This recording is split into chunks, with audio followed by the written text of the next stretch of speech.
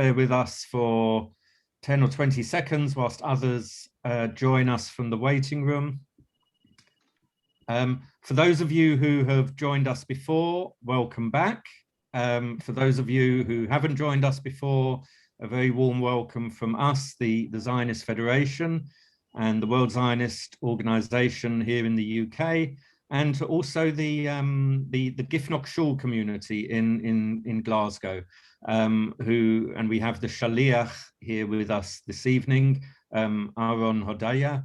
So just bear with us for a few more seconds whilst we've got a lot of people here joining us tonight. As always, just a couple of house rules. For those of you who have joined us before, more recently, you'll be aware that we're leaving everyone's videos on.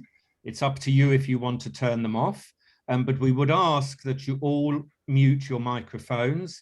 And this is nothing to do with us not wanting to hear from you, but it's basically so that we have minimal background noise when our guest speaker is speaking. So if all of you could just mute your microphones, leave your videos on with pleasure, and throughout the evening, can we just have? Can I ask that there's someone who's got some quite bad background noise? If you could all switch off your microphones.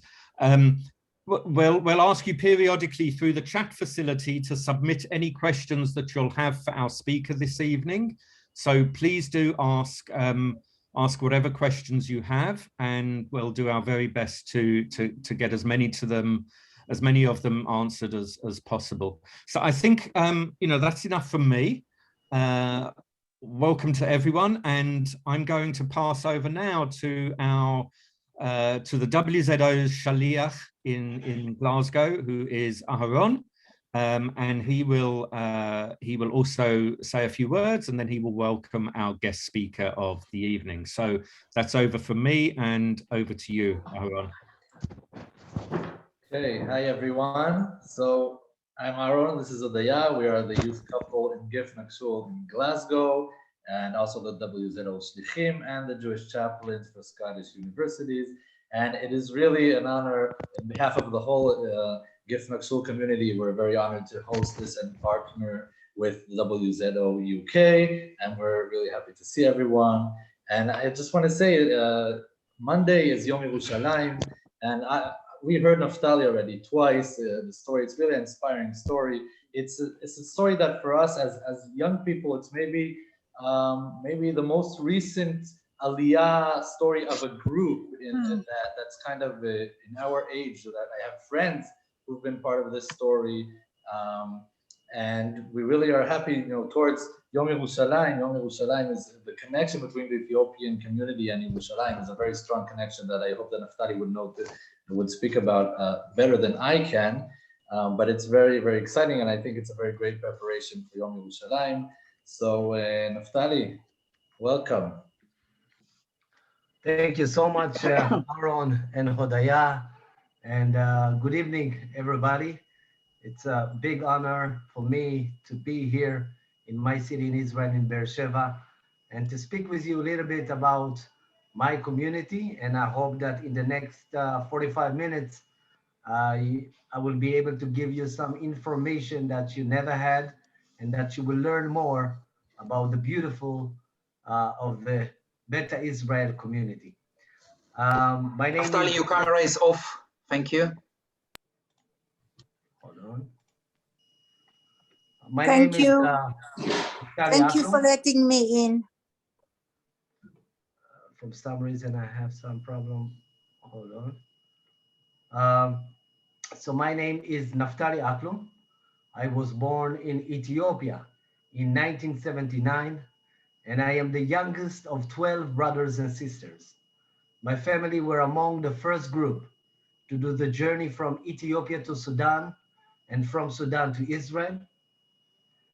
Now for this lecture, I will use my PowerPoint. So I will share my screen to use the PowerPoint.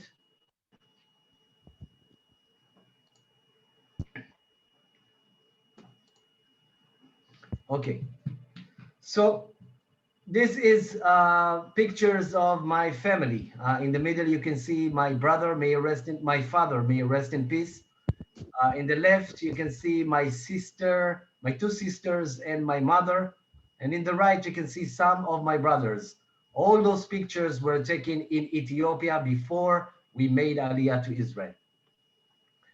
Now, one of the questions that most of the people ask me when we speak about the Jews from Ethiopia is how Ethiopian Jews arrived to that country in East Africa. We have two versions of how the Ethiopian Jews came to Ethiopia. The first version is the version of King Solomon and Queen Sheba. As you all know, King Solomon was the wisest man on earth, and all the kings and the queens at that time wanted to have some advice from King Solomon, wanted to meet him. Queen Sheba used to control the countries that we know today, such as Ethiopia, Eritrea, Yemen, Sudan, and some part of Egypt. All this area used to called ancient Kush, and she was the queen of Kush. Now, Queen Sheba also heard about King Solomon, so she came here. They fell in love, and they brought a son to the world, Menelik, who later became the first king of Ethiopia. When Menelik was 14 years old, he told his mother that he wants to know his father more. So he came here, he spent a few months with his father. After a few months, his father, King Solomon, told him, son, you have to go back to Ethiopia. But King Solomon didn't send his son alone. He sent thousands of people back with him to Ethiopia. And some believe that he gave him also the Ark of Covenant. Some believe that we came out from the thousands of people that King Solomon sent back with his son to Ethiopia. This is the first version. The second version of how Ethiopian Jews arrived to Ethiopia, it's after the destruction of the first temple. When King Nebuchadnezzar came and conquered this area, we had the 12 tribes here. One tribe decided to escape to the south to Egypt. Now we have the Blue Nile River and we have the White Nile River. The Blue Nile River starts in Ethiopia and it goes down to Egypt. The White Nile River starts in Sudan and it goes down to Egypt as well. This tribe walked through the Blue Nile River until they ended up in Ethiopia. And we are speaking about the tribe of Dan. We, the Ethiopian Jews, believe that we are the lost tribe of Dan. Now, ladies and gentlemen, we're speaking about ancient community that for thousands of years kept Judaism, and we were isolated, which means the Ethiopian Jewish community never had some relationship to any other Jewish community in the world until the beginning of the 20th century. Until then, we were isolated. We thought we are the only Jews left in this world. And if we will not keep Judaism, Judaism will disappear. Christianity came to Ethiopia in the 4th century. And throughout the history of Ethiopia as a country, always there were kings and queens that wanted to convert the Ethiopian Jewish community into Christianity. We kept Judaism in the diaspora, sometimes with our life. In Ethiopia, the non-Jews used to call us Falasha. Now, what is the meaning of the word Falasha? Falasha means a stranger, someone who is not in his land. This is how the non-Jews used to call us in Ethiopia. We called ourselves Beta Israel community. Why? Because we wanted to remind ourselves that we are part of Am Israel. And by the way, due to that we were isolated for so many years, we never had the oral Torah. All we had was the written Torah, because again, we left after the destruction of the first temple. At that time, there was no oral Torah, only written Torah. And we were isolated, which means no one told us that there is one more Torah. But it was only at the beginning of the 20th century that the world knew that there are Jews in Ethiopia. 1973, a very important year in the history of the Ethiopian Jews. In 1973, Rabbi Ovadia Yosef, may he rest in peace, was the chief rabbi, the Sephardi chief rabbi here in Israel. And Rabbi Ovadia Yosef was the first rabbi to say it loud and clear: Ethiopian Jews are Jews, and we have to bring them from Ethiopia to Israel. In 1975, the Ashkenaz chief rabbi, Rabbi Shlomo Goren, also announced Ethiopian Jews are Jews, and we have to bring them from Ethiopia to Israel. Now, when you have two chief rabbis here in Israel, one Sephardi, one Ashkenazi, claiming and saying that the Ethiopian Jews are Jews, it means that in 1975, the government of Yitzhak Rabin, may he rest in peace, have to apply the law of return on the Ethiopian Jews. And this is exactly what happened.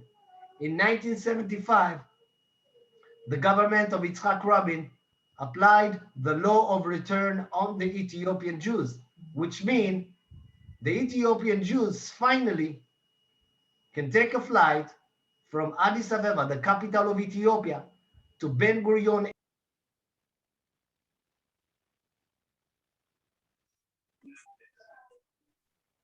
Unmuted me.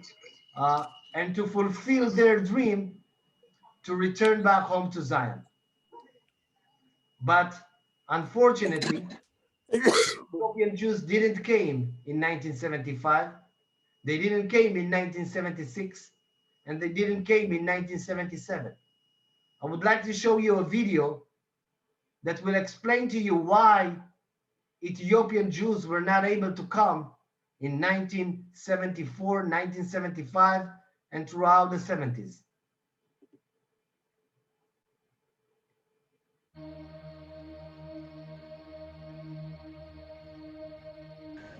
Ethiopia, 1974. Haile Selassie's feudal regime collapses. The military takes over.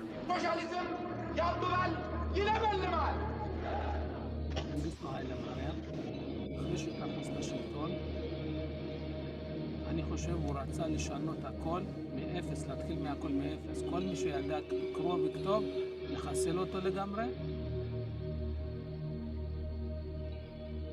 שלחו אותי לבית סוהר הגדול שנקרא באטה בגונדר. שם חבו את הנגד שלי. כל הסימן האלה נמצא עד עכשיו. התחלתי ללכת ככה. אפשר להרגיש פה ביד. مشاهدات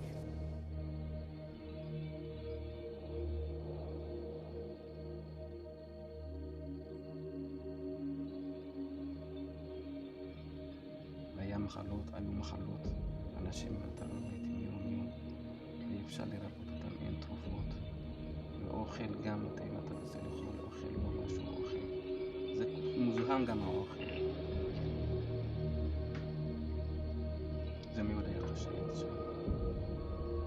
Women, children, they tried to reach to Jerusalem, and they didn't get it. 600 children.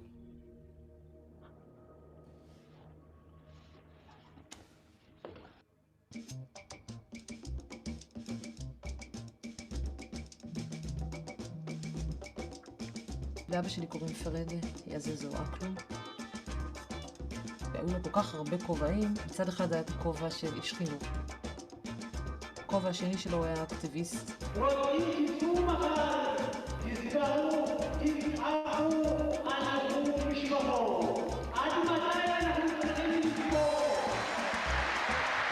כובע נוסף, סוג של ג'יימס בונד. מאז שנחתנו לארץ, צירפנו כל אחד שהיה מגיע לפעילות. העניין היה בעצם, אנחנו רוצים את המשפחה שלנו. הם דורשים וקוראים רק להצלת בני משפחותיהם.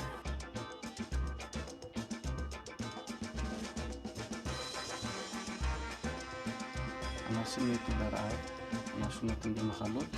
אני רוצה להוציא כל עוד שאני יכול להציל אנשים. אני לקחתי את עצמי כמשימה, כפעיל של לעשות אותו.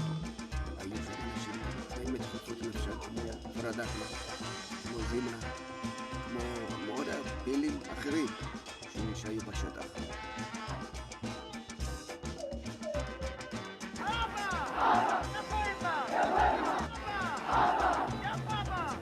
גם אני, גם החברים שלי, אנחנו רצינו לקבל את הזכות הזאת להיות חלק מהעם. רצינו את יהודי אתיופיה.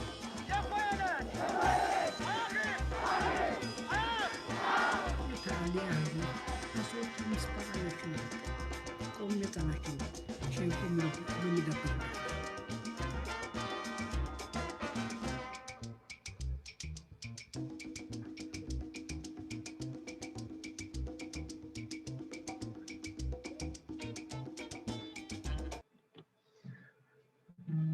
Minute.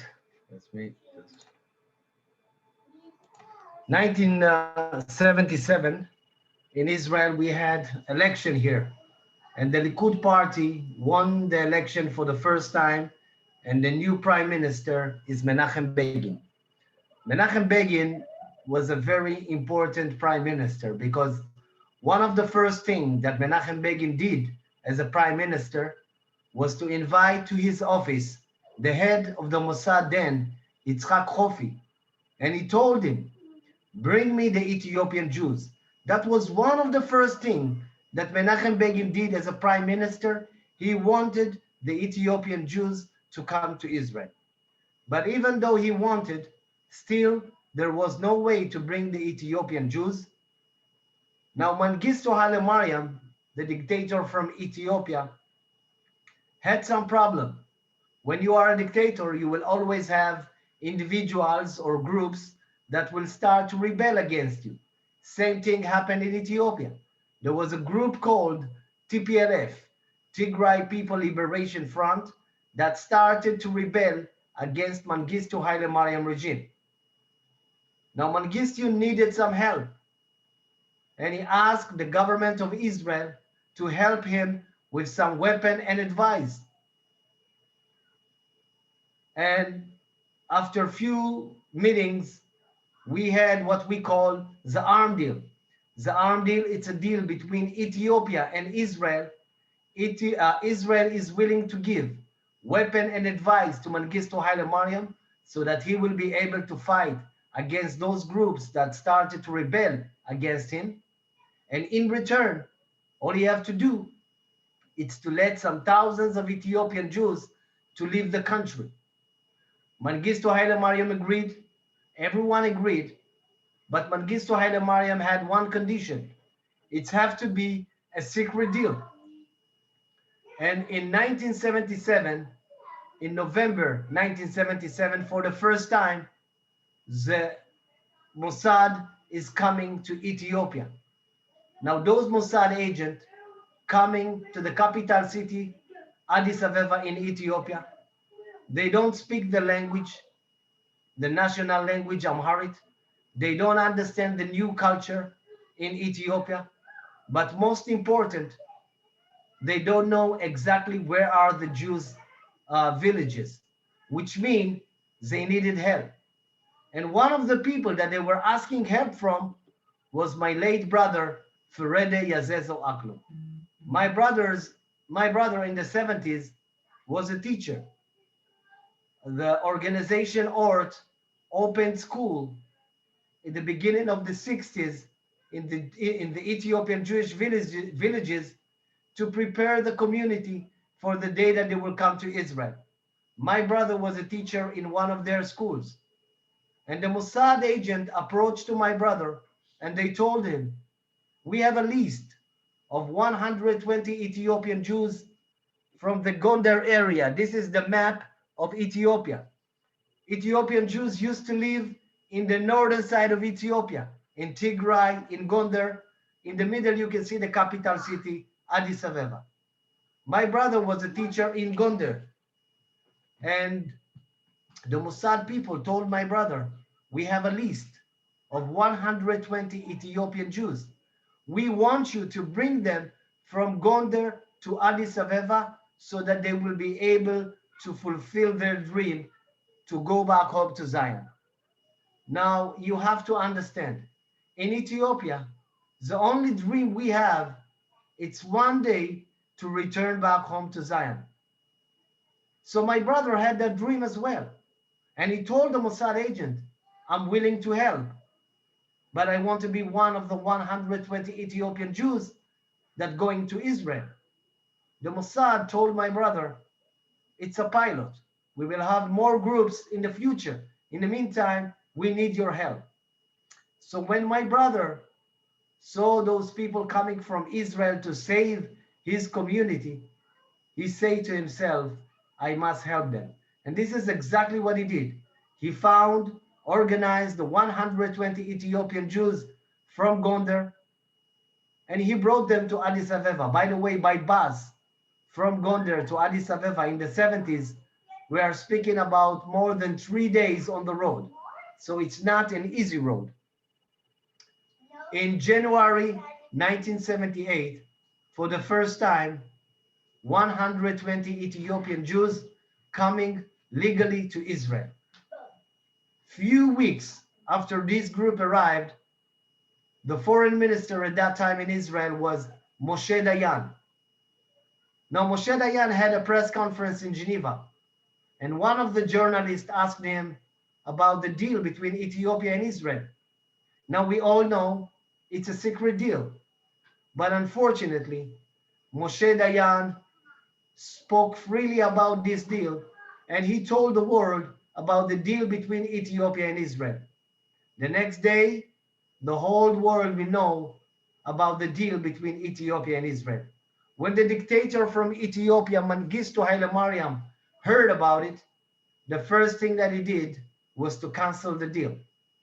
The second thing that he did was to tell all the Mossad agents that are in the land of Ethiopia to leave immediately. But he did one more thing.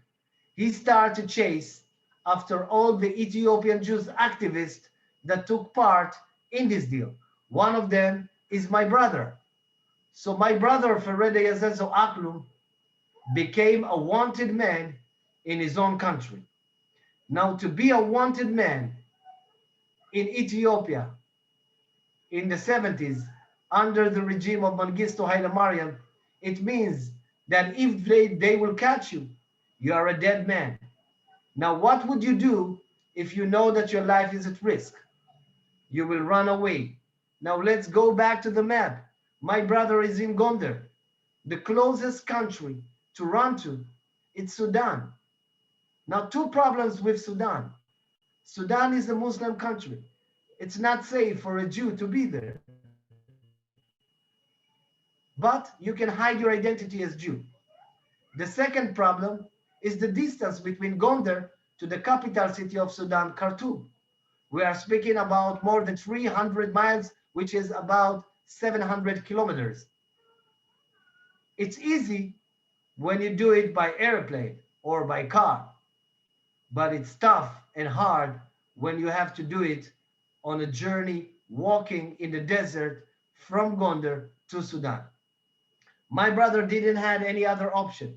That was the only option in order to save his life. So at the beginning, my brother took some amount of money, some food, water. He didn't know exactly how much time it will take him, but it took him about a month to do the journey from Ethiopia to Sudan. When he arrived to Sudan, to the capital city of Sudan, Khartoum, he was weak, thirsty, dirty, hungry, name it, he was. But he had two things on him that were something. He had wedding ring, and he had a book with some addresses of some Mossad agent that he worked with few months before in Ethiopia. My brother decided to sell the wedding ring. He earned 100 Sudanese lira. He took the money, he went to a store, he bought a notebook and a pencil, and he started to send letters. After that, he went to the main post office in Khartoum, Sudan, and he sent letters to his contacts telling them, it's me, Ferede Aklum, I'm in Khartoum, Sudan, please save me. Now, I want you to think for a minute about the situation. It's already 1979.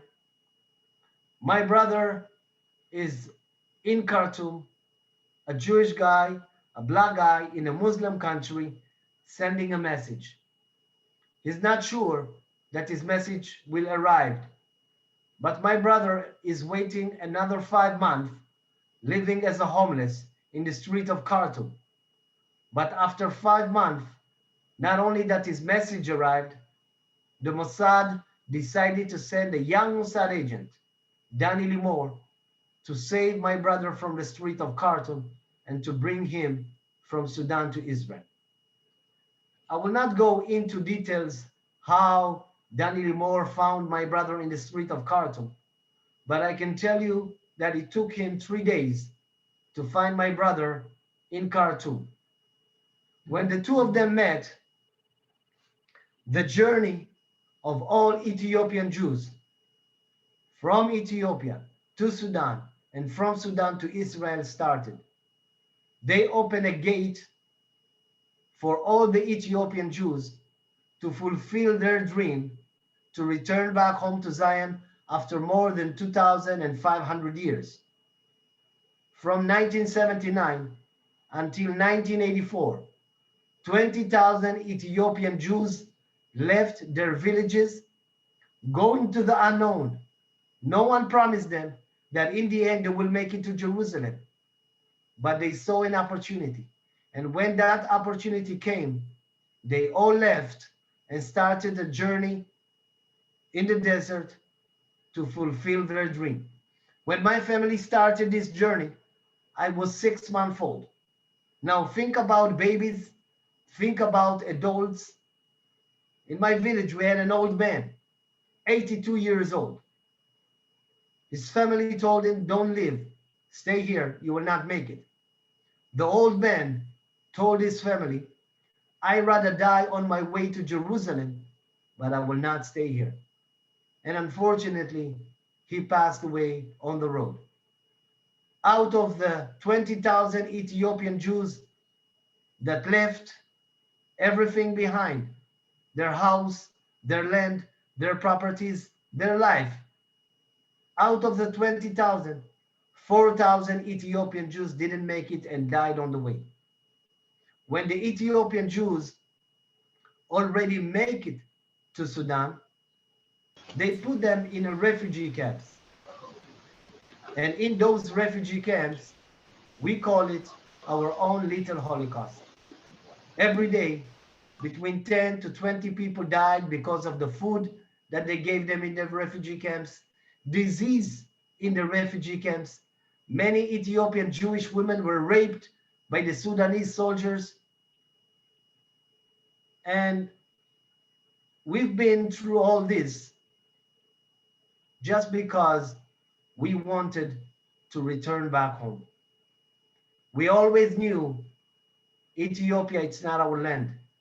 One day we will go back home. But unfortunately, we had to make a big sacrifice in order to fulfill that dream. The next video is just for you to understand what we had to do and how much we suffer and sacrifice to live here today in Israel, Jerusalem.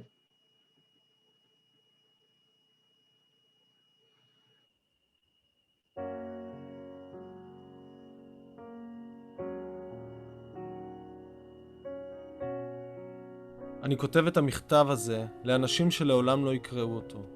זהו ניסיון נואש לעורר את זכרם שנשכח בתוך ים של זיכרונות עצובים בארץ מוכת האסונות הזו. הפסימיים יטענו שאני מעורר מתים. הציניקנים יצהלו שאני מגזים. אבל אני חרד שאתם תשכחו מבלי שאף אדם ישים לב. אתם לא 100 ולא 200, אלא 4,000 איש ואישה, זקנים וטף, שהאמינו שמקומם כאן.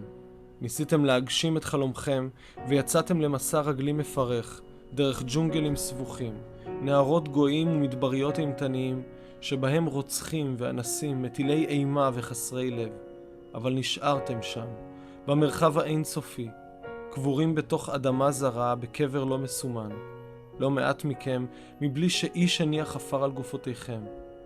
אך למרות הסכנות, המשכתם לצאת בהמוניכם למסע שכמדומני לא היה כמותו מאז יציאת מצרים. צעדתם בלילות ובימים והגעתם אל סודן הארורה.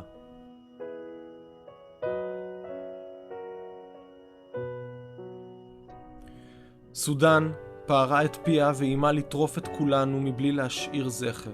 לא מעט מכם גרו בשכנות אליי, באותם מחנות פליטים שהפכו למלכודת מוות מדי בוקר עם זריחת השמש. גברים חסונים, אמהות רחומות וילדים שטרם טעמו את טעם החיים נבלו שם כפרחים בשמש. כמו כל אלה שהיו שם, נאלצתי לראות אתכם גובעים מול עיניי, וליוויתי אתכם לאותם מקומות מסתור שנקראו קברים. לא אשכח את הלילות בהם דנו איך להיפטר מגופותיכם בסתר, הרחק מעיניהם של גויים עוינים. לא אשכח את הימים בהם הפנים היו חרושות דמעות יבשות, ולא את רגעי הייאוש וחוסר האונים. לא אשכח איך כל דאגותיי היו לאלה שישארו בחיים אחריי, והצטרכו לסכן את עצמם בחיפוש אחר מקום לקבור את גופתי. בסודן הארורה איבדנו את כבודנו האנושי האחרון. משפחותיהם של אחדים מכם נמחקו כאילו לא נבראו מעולם. ילדים נותרו יתומים, הורים שקלו את ילדיהם, גברים איבדו את נשותיהם ונשים נותרו ללא בעלים. את כל זה עשיתם כדי להגיע אל ארץ נחלתכם, אך לשווא.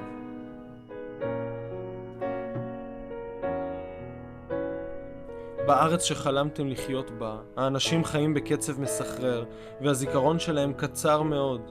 אנשים שאפילו לא זוכרים את המלחמה של הקיץ האחרון, ובוודאי שאין להם זמן לזיכרון העבר. ואני חרד שזיכרונכם יישאר נחלת מעטים, ויתפוגג לו בחלוף הדור שחווה את המסע על בשרו.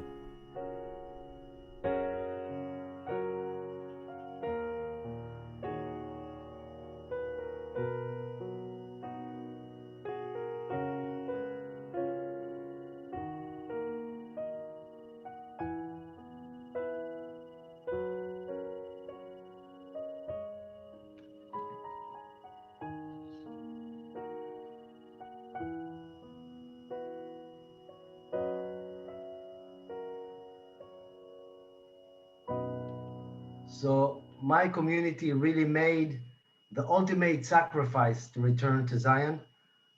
Next week, we are celebrating Jerusalem Day here in Israel. And on Jerusalem Day, we celebrate the release of Jerusalem in 1967. And it's a happy day, and we are celebrating, and we love our capital, our internal capital, Jerusalem.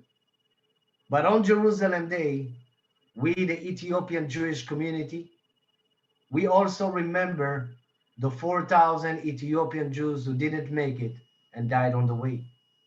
We have ceremonies all over the country, in every city, in every town. The main event is in Jerusalem, alongside the Prime Minister and the President of Israel. And we do have to remember them. If you will meet an Ethiopian Israeli family here, every family lost someone in Sudan. So everyone have this trauma of losing someone in Sudan. I came to Israel in 1980 when I was 1 year old. One of the first city that received the Ethiopian Jews was my city in the south, Beersheba. And to grow up here, it was very challenging. I grew up in a neighborhood that had 90% Ethiopian Jews. The school that I went had the same amount, 90% Ethiopian Jews. By the way, if you're looking where I am, here I am. The school that I had, that I went, had the same amount, 90% Ethiopian Jews. It means that when you wake up in the morning and go to school, and from school, you go back to your home, all you see is your community. When you put a lot of people from low economic status in one neighborhood, you will eventually create a neighborhood that will have drugs, alcohol, crime, and violence. And this is the neighborhood that I grew up into. And if you don't have parents that will show you the limit, you will probably find yourself one day behind bars. As a kid, I grew up having identities problem. In one hand, I grew up a very proud Jew, a proud Israeli. But when I was a kid, I didn't like the color of my skin. I didn't like myself being black man, because in the early 80s, from time to time here in Israel, they used to give us the nickname Negro Samba and things like that. And I realized as a kid that it's not easy to be a black man in a country that a vast majority is white, even though you live among your brothers and sisters. So I was asking God, why did you brought me to this world as a black man if it's not easy to be a black man? My generation, we was a generation that was very embarrassed about our parents. My parents came, they were old, which means they don't know Hebrew, they don't know how to read and write, they don't have a decent job, they rely on the government. And when I was a kid, I remember that when I wanted new shoes, my parents were not able to provide me because they don't have enough money. When I wanted help in homework, my parents were not able to help me because they don't know how to read and write. When my parents wanted to go to a different office, they had to take me with them because I am the one that's supposed to translate for them. So I always looked at my parents as weak people. What kind of parents are you if you are not able to help me, to give me, and I am the one who always need to help you and to translate for you? So I saw them as weak people. As you all know, in the age of 18, here in Israel, it's mandatory, and we understand why we have to protect our country. We have to go to the army. So in the age of 18, I joined the Air Force, and I served as a firefighter for 3 years. And my experience from the army, it's great. Because for me, it was the first time that I saw the Israeli society. It was the first time that I saw the one from the kibbutz, the one from the moshav, the one from, the one from Tel Aviv. And beside knowing that you give it back to your country, which is very important, the army gave me, and the army just opened my eyes to what we call the Israeli society. And I still have lots of friends from that day, and they will be friends for life. And I'm very grateful to have the opportunity to serve in the army and to serve my country. But as you all know, they're taking the best years in a man's life from the age of 18 till 21.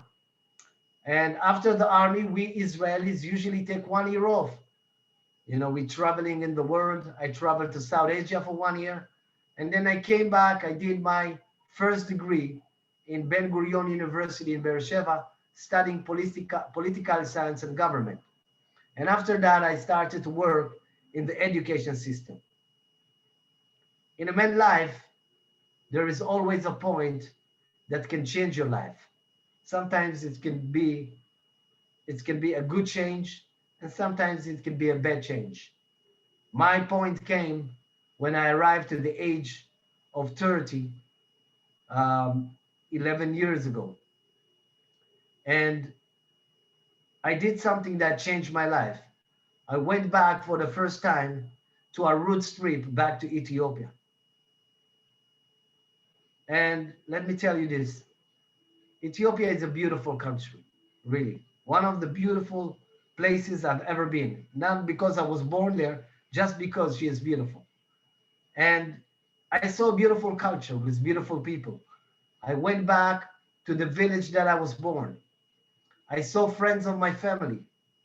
They told me how much they miss the Ethiopian Jewish community who used to live there.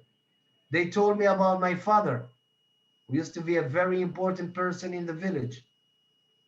And they told me how one night the Ethiopian Jewish community left and gone and went to a new place.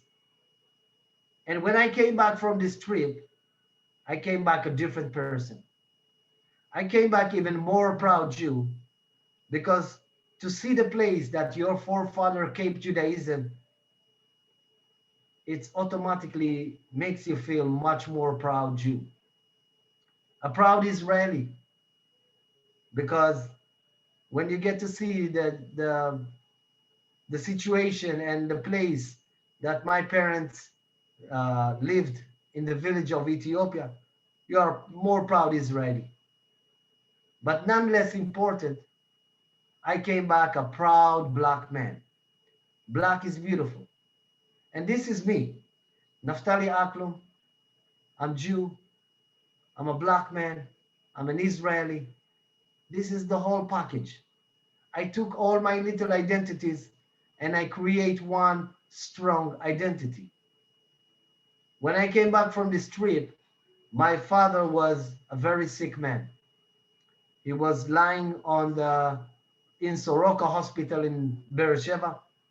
So the first step would be to visit my dad and to tell him about my experience. So I sat down in his room and I told my dad about my trip. And I told him one more thing. I told my dad that I love him, I admire him, and for me, he is a hero. And why it's so important?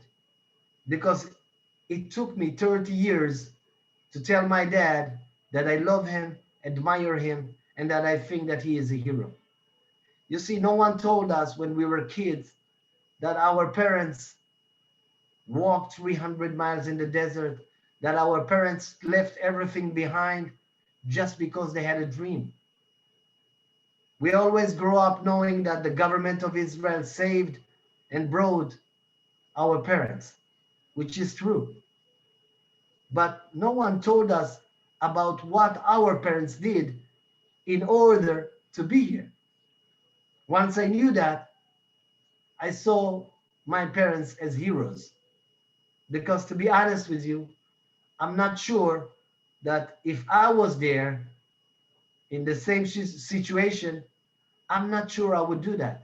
But they did that. So that's why they are heroes. And that was the first time that I told my dad that I love him and I see him as a hero. 10 days after that meeting, my dad passed away. It was like he was waiting for me to say this word so that he will be able to rest in peace. Few years ago, I got a call from Hollywood telling me that they're working on a movie called The Red Sea Diving Resort, which is a Hollywood movie that tells the story of how the Mossad brought the Ethiopian Jews from Sudan to Israel. They wanted me to be image consulate for this movie. And I was so happy because our story finally made it to Hollywood. And in this movie, we have actors like Chris Evans, Captain America. By the way, Chris Evans is playing in this movie the same Mossad agent that came to save my brother in Sudan in 1979, Danny Limor. Holly Bennett is on this movie. Michael K. Williams. By the way, Michael K. Williams is playing my brother in this movie. We wanted Denzel Washington to play my brother, but unfortunately, he's very expensive. We have Ben Kingsley and lots of great actors in this movie. So if you didn't see this movie yet, it's on Netflix, and you can watch the movie. I have the trailer here, but we don't have time, so I will skip the trailer. My brother was a Mossad agent from 1979 until 2003. Unfortunately, he passed away in 2009 from a reason that we don't know. And today, my brother is a big hero here in Israel, not only among the Ethiopian Jewish community, but throughout the society. He's a very well-known person. You will find street, garden, square after his name. And as a family, we are very proud of him. In my community, they call him Modern Moses, because he was the one that opened the gates for the Ethiopian Jews to fulfill their dream to return back home to Zion after more than 2,500 years. And his story is a mirror to the story of the Ethiopian Jews. Lately, we wrote a book called The Power of One, a book that tells the life story of my brother. And if you would like to have this book, please let me know, and I will be able to send it. And very soon we will have it on Amazon, so you will be able to buy it from Amazon.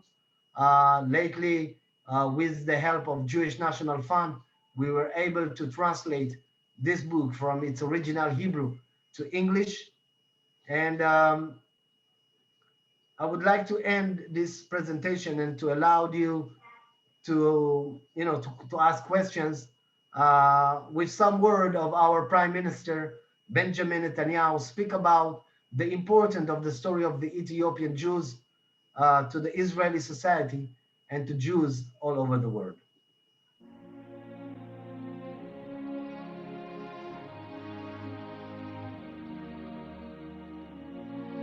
משפחת אקלום היקרה, אזרחים ואזרחות נכבדים. סיפור עלייתם של יהודי אתיופיה הוא אחד מסיפורי הגבורה המרתקים בהיסטוריה של עמנו. אבל זה סיפור שלא נחשף במידה הראויה לציבור הישראלי. החברה הישראלית אינה יודעת על המנהיגים פורצי הדרך. הם נטלו על עצמם סיכון חיים ופרצו דרך לרבבות של משפחות להגיע לציון. הם יצאו באישון לילה, לעתים עם צרור מטלטלים קטן, צעדו בלילות, מרחק של מאות קילומטרים, תוך התמודדות עם כל הקשיים שבדרך. הקושי הפיזי, ההליכה אל הלא נודע, התקפות של שודדים, רוצחים אפילו, צמא, רעב, מחלות. בני משפחות רבות לא עמדו במאמץ ומתו בדרך. צריך רצון מברזל, חלום וכמיהה לירושלים, כדי להתמודד עם כל האתגרים הללו. היה לכם את זה. הייתה לכם כמיהה עתיקת יומין לאורך דורות לציון, כמיהה שדחפה את המשפחות למסע המיוחד הזה. עד היום כמעט לא דובר ולא סופר סיפור הגבורה הזה. אבל כעת יש הזדמנות לתקן.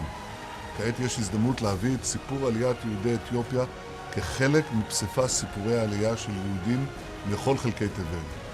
ללא הסיפור שלכם, מארג ההיסטוריה שלנו חסר. אני רוצה למלא את החסר הזה. אני מבקש להודות ליוזמי הכנס על ההזדמנות להביא לקדמת השיח הציבורי את סיפור הגבורה יוצא הדופן של פרדה אקלום, זיכרונו לברכה.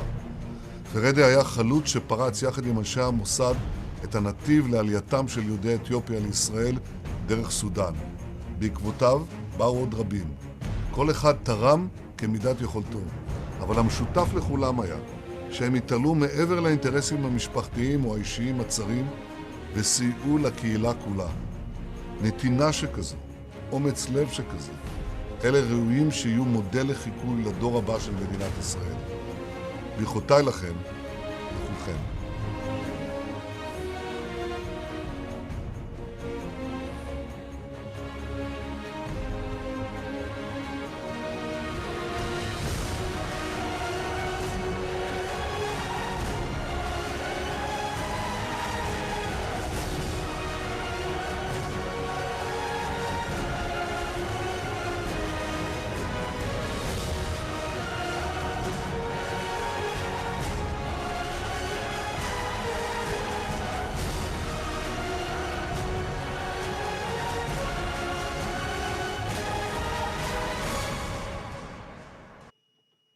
So thank you so much, and God bless you all.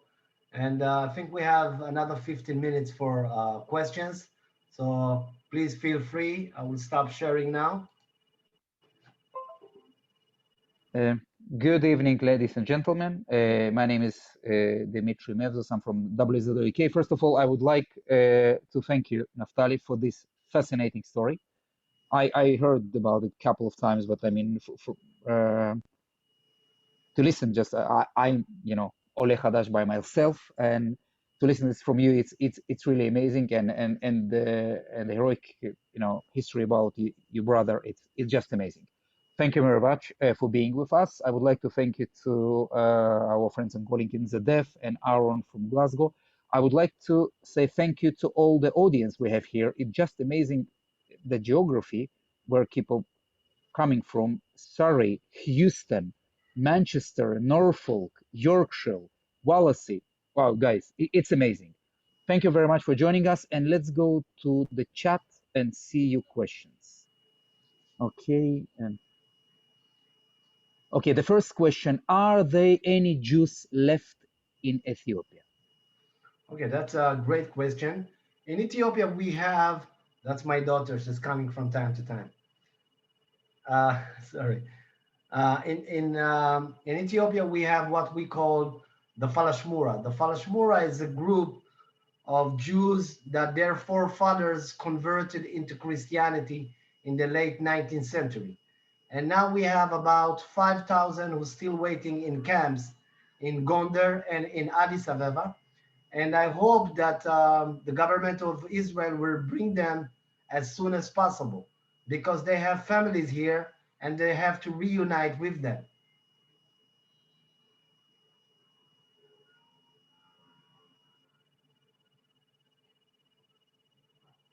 Did you hear me? Sorry, I was on mute. Sorry.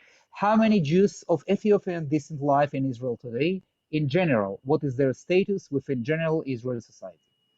Okay, so today we have 150,000 Ethiopian Jews live in Israel, which is less than 2% of the population here in Israel.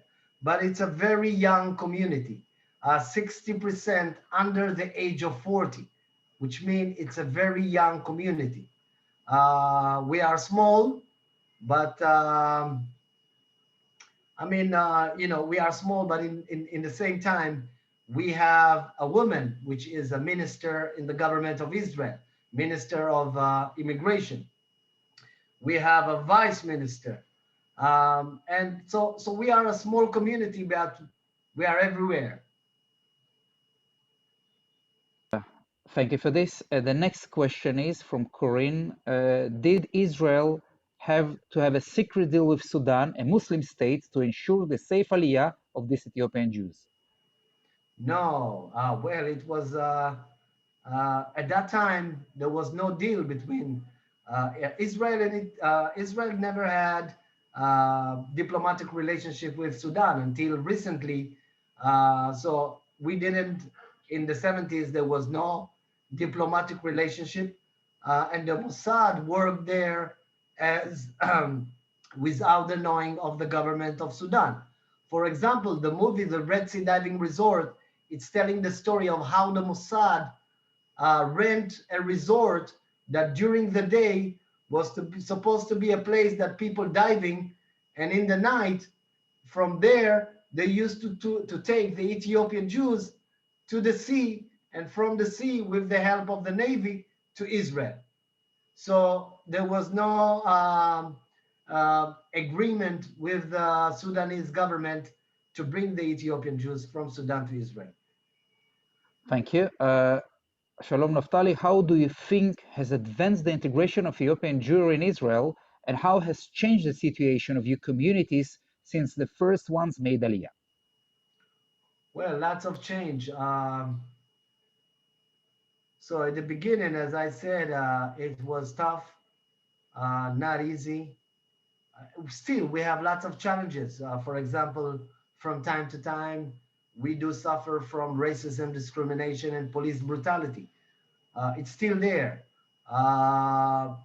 But I'm a person that always look at the good things in life. And we have made a big step forward to the society. And today you will find a lot of people in very good position, such as politician. We have a pilot in the Israeli Air Force. We have doctors in hospitals. And the most important thing is that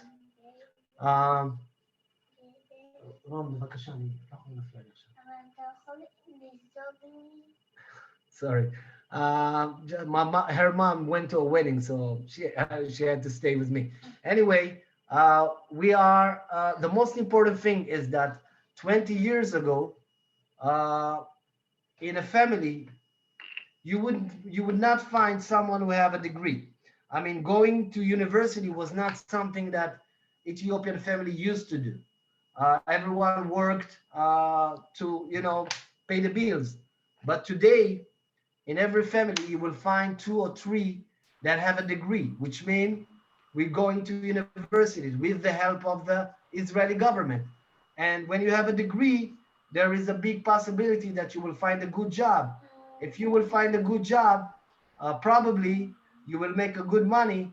If you will make a good money, you will be able to leave the old neighborhood to a new neighborhood. And so this is the situation now. We still have lots of challenges, but in the same time, we have lots of success.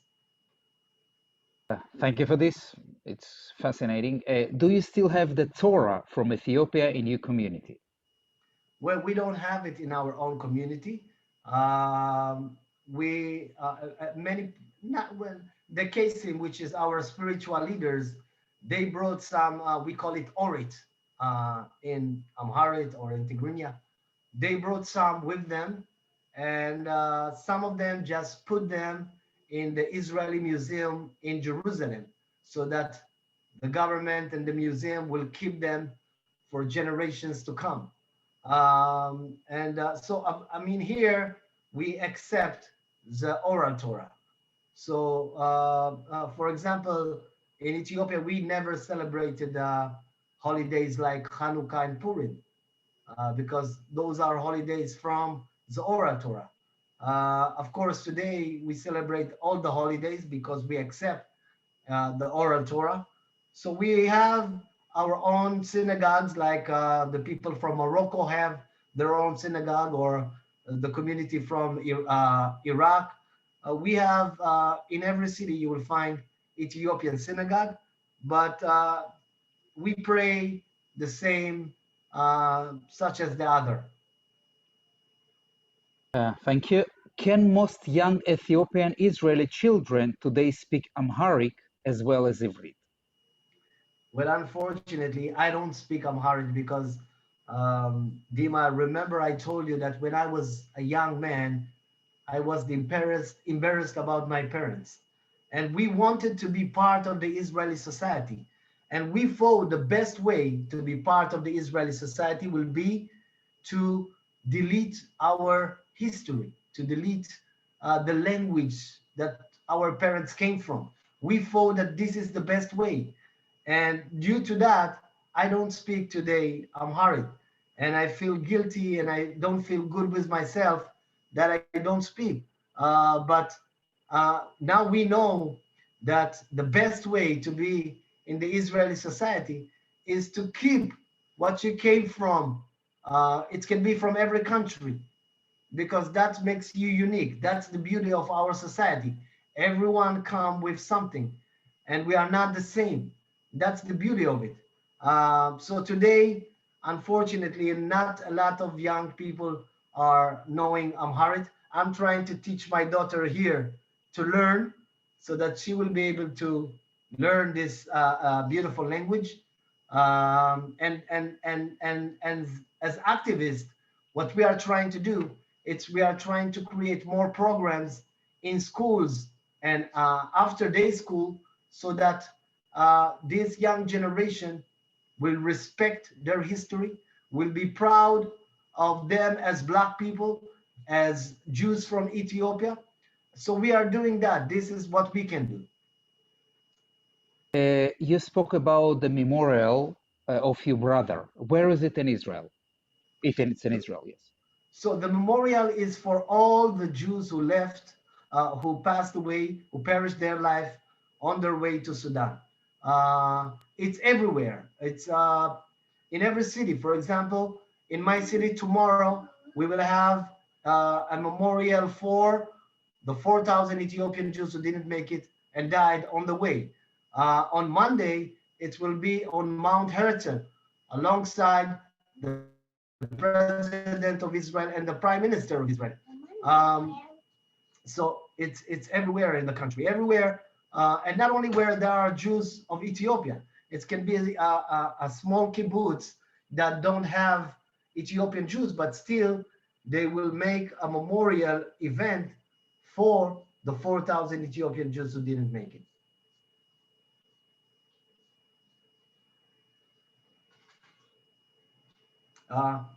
Yudima, you are on mute. There is no question. There's a couple of people just writing down. Your daughter is beautiful. Your daughter has a beautiful smile. I have a question. Sorry. If you have a question, can I kindly please ask to write it in chat? It will be really appreciated. I'd like to ask why I heard all the time Ethiopian. You arrived to Israel. Why don't you mix up with the whole Israeli society? Why to keep yourself to yourself? That, I mean, I heard him saying about 100 times, I'm a black, a proud Ethiopian. I was brought up, and I'm bringing up children. The father is not Mizrahi or is Israeli. I never had the need to insist upon emphasizing that I'm an Israeli, I come from a Sephardi family, and I'm a proud Israeli. And that's what I expected to hear from him, and I didn't hear it. I didn't hear him saying, I'm happy to be in Israel. I'm happy to have the chance to grow up in Israel, already. Educated in Israel. Give other people a chance. No, don't interrupt me. Why all the time putting the I'm a black? None of us have got a color. The thing that united us is being Jewish and living in Israel or not in Israel, but not the color. The color never been taken in account. Mira, thank you for your question. Okay. So first of all, Mira, thank you so much for your question. But in my life, the color is something that, in my life, the color is something that goes with me everywhere. For example, when I'm coming to Heathrow Airport in London, people don't see the Jewish in me. People see, the first thing they see is the color of my skin. And for lots of times, as I mentioned before, I didn't like the color of my skin. And I felt the same thing that you said right now. I'm Israeli and I'm only this. But from my experience in my life and from the things that I've been experienced in my life as a black man, I realized that this is also part of me. And everyone, all the time around the world, people remind me the color of my skin. It's not that I'm busy with that all the time, but when I'm traveling in the world, and not only in the world, even in my own country, in Israel, and I love Israel. It's my country. I don't have any other place. From time to time, people are being bad to me only because the color of my skin. So first I have to accept myself, and I have to accept the color of myself, because this is part of me. The same thing that I'm Jew, I'm an Israeli, I'm a black man. In the world, I'm not an Israeli, I'm not a Jew, I'm a black man. People don't see my passport. People don't see the religious within me. All they see is my color. So it's part of me. And I love that part. The same thing that I love being Jew, I love being an Israeli. This is me. This is the whole package, as I mentioned before. Thank you, Naftali. A bit different question. Are you still use forms of the liturgy your ancestors used in Ethiopia, or it's blended with Ashkenazi or Sephardi liturgies? Please repeat the question again. Yeah, sorry. You still use forms of the liturgy of your ancestors used in Ethiopia, or it's blended with the Ashkenazi or Sephardi liturgies? So interesting question. Depend on where you're coming from in Ethiopia. In Ethiopia, we have most of the Jews that came here from Ethiopia are mainly from the Gondar area, which is 70% of the Ethiopian Jews. My family came from the region of Tigray, 30% of the Ethiopian Jews who live here in Israel. The Tigrinian people were the first to come to Israel, Tigrinian Jews. And we accept and blended with the Rabbanites here in Israel. The Jews that came from the area of Gondar, they are more keeping their tradition from Ethiopia. And in general, we are going after the Sfaradim. Okay, thank you very much for this answer. Okay, I see. Yes, we don't have. Yeah, sorry. I have some questions. Yes, please. Good evening. I just would like to take this opportunity to thank you, Naftali, for sharing his story. It was really fascinating. I would also like to take this opportunity to thank you, the State of Israel, for doing a brilliant job in bringing the Ethiopian Israeli communities from Sudan and from Ethiopia, of course, especially from the mouths of Mengistu Haile Mariam. But the State of Israel has been doing really very well in educating the Ethiopian Jews, in giving them jobs, doing a lot of good stuff. But in the last few years, there has been so many issues, especially to do with racism, discrimination, police brutality. These issues have all become a headline. I just want to know, what are the Israeli Ethiopians community doing in order to deal with these kind of issues? Because the State of Israel has done so much for them. Well, thank you. Thank you so much, Getaun. Well, we have a new generation here of young Ethiopian Israelis who live here, who were educated here, which means we know our rights and we know how to fight for our rights.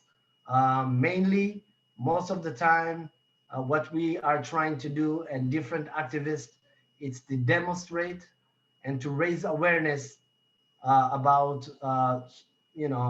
discrimination, racism, and police brutality. And we're trying to push lots of politicians to make laws against racism, discrimination, and of course to fight against the police brutality. What I am doing, and I believe that if you want to solve the problem from the root, you have to educate people. Education is the key. And we will always have racism and discrimination. We will never, ever will be able to delete it till the end. But we have to try to minimize it. And how do we do it? It's to educate the people, not only the Israeli society, to educate the young people from our community how to deal when they see and face racism. When I was a kid and we had someone who was racist to us, I remember that we used to fight with him. And in the end, we ended up in the police station. So it was not smart to do it. Now, when I see, not only in Israel, but all over the world, when I see someone who is racist to me, I really feel sorry for him. I feel sorry for him because maybe he is a racist person because his self-confidence is very low. Maybe he grew up like this. He was taught like this. So I'm trying in my project Yerus in my social project to let people know who we are, to work and to speak with police station, because sometimes there is a big gap between the modern world we are living today and to the world we used to live in Ethiopia. And the way of life and the way and the culture, it's different. And we have to close this gap. And how do we close this gap? You know, we have to speak, we have to teach, we have to negotiate, we have to do something and to educate people. And this is what I believe in the end will minimize the issues of racism and discrimination here in Israel. Thank you very much. Thank you. You're welcome. Ladies and gentlemen, thank you very much for this evening. There's a lot of words which sent to Naftali. I promised what I will send all the chat communication. Kol hakavod, bravo Naftali, thank you for sharing this fascinating story, etc., etc., etc. Thank you very much for joining us. Thank you very much, Naftali, about your story. Could you please mute yourself still, ladies and gentlemen? Okay, and thank you to all our amazing audience for staying with us. And I would like to just say one quote of Herzl, probably, which I think will perfectly fit to the story of Naftali. If you will it, it's not a dream. And this is what probably happened with the Jews of Ethiopia. They will it, and they came to State of Israel. Thank you very much. Have a good evening. Stay safe, and see you in our future lectures. Thank you, Naftali. All the best. Thank you. Good Toda night. rabba.